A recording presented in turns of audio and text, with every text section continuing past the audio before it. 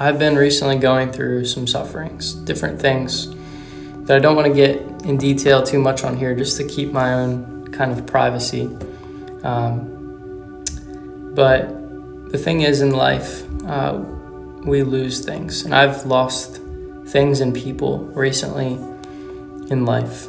And not that anyone died, but relationships that have ended, different things.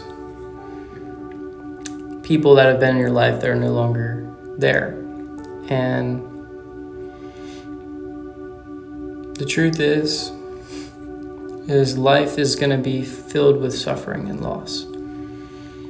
But every time we lose something, we have the opportunity to gain something more. And one of the verses I really love is Philippians chapter 3, and Paul said, "I count everything as loss compared to the surpassing worth of knowing Jesus Christ, my Lord. And for his sake I've suffered the loss of all things, that I may be found in him, not having a righteousness of my own that comes from the law, but that which comes through faith in Christ, the righteousness of God that depends on faith." So I don't know, man, if you've lost something.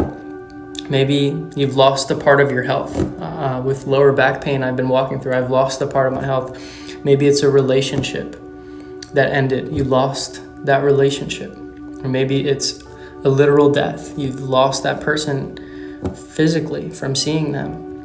Maybe you lost, I don't know, whatever you lost. Maybe you lost your dog and you can't find him. He ran away or something. I don't know. That would be so sad. That would stink. But I don't know what you lost. Different people lose different things, and different losses hurt people different ways.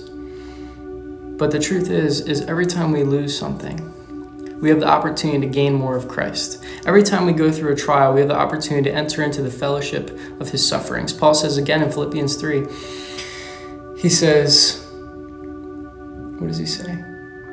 It'll come. Give me 1 second. Oh, he says, "I want to know him and the power of his resurrection, and to have fellowship with him in his sufferings."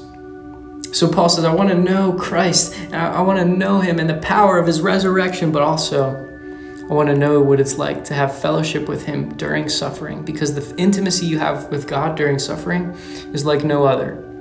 Because you get to know him more and more, because Jesus is a man, he's God, but he's also, in his humanity, he is able to sympathize with us in our weakness, because he was tempted in every way just like us and yet without sin. He's our high priest, able to mediate between us and the Father. He's able to understand us. So God understands you. He loves you. God bless.